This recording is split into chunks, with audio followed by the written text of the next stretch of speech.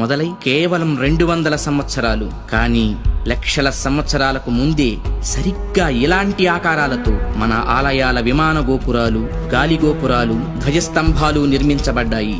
ఆలయ ప్రాంగణాల్లో ఉండే తులసి, రావి, మారేడు వంటి మొక్కలు ఎయిర్ ప్యూరిఫైర్స్ గా పనిచేస్తాయి.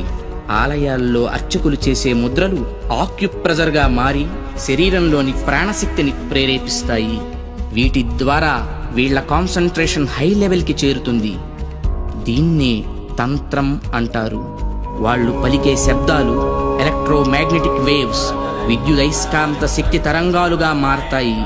ఆ శబ్దాల అర్థాలు మైక్రోవేవ్స్, సూక్ష్మ భావ తరంగాలుగా పనిచేస్తాయి. దీన్నే మంత్రం అంటారు. గుళ్ళు కట్టేటప్పుడు బంగారం, వెండి వంటి ఖనిజాలతో పాటు నవరత్నాలను భూమిలో నిక్షిప్తం చేస్తారు. ఇవి ఎర్త్ పిట్స్ గా పనిచేస్తూ శక్తిని ఆలయ ప్రాంగణమంతా వ్యాపింపచేస్తాయి. రాతి విగ్రహాల క్రింద, ధ్వజస్తంభాల క్రింద లోహపు రేకులతో తయారైన యంత్రాలుంచుతారు. గాలి గోపురాలపై, విమాన గోపురాలపై లోహ నిర్మిత కలశాలు అమర్చుతారు. ధ్వజస్తంభాలకు లోహపు తొడుగులు వేస్తారు. ఉత్సవ విగ్రహాలను పంచలోహాలతో తయారు చేస్తారు. లోహం శక్తికి వాహకంగా పనిచేస్తుంది. దీన్నే యంత్రం అంటారు. మంత్ర తంత్రాల ద్వారా ఉత్పత్తి చెందే శక్తికి ఈ యంత్రాలే రిసీవర్స్. ఇక హైడ్రాలిక్ పవర్ స్టేషన్స్ లో లాగా ఆలయాల్లో జరిగే అభిషేకాల్లో కూడా ఎత్తు మీద నుంచి స్వామి విగ్రహం మీద నీరు పడుతుంది.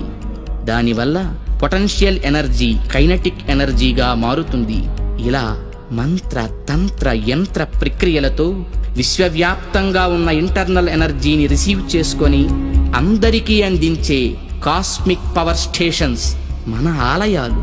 ఈ జనరేటర్ నుండి ఉత్పత్తి అయిన విద్యుత్తు ట్రాన్స్మిషన్స్ ద్వారా టెర్మినల్ స్టేషన్ కి చేరి అక్కడి నుండి సబ్ ట్రాన్స్మిషన్స్ ద్వారా ఎలక్ట్రిక్ పోల్స్ సాయంతో లో వోల్టేజ్ ఇళ్లకు, హై వోల్టేజ్ ఫ్యాక్టరీలకు అందుతుంది.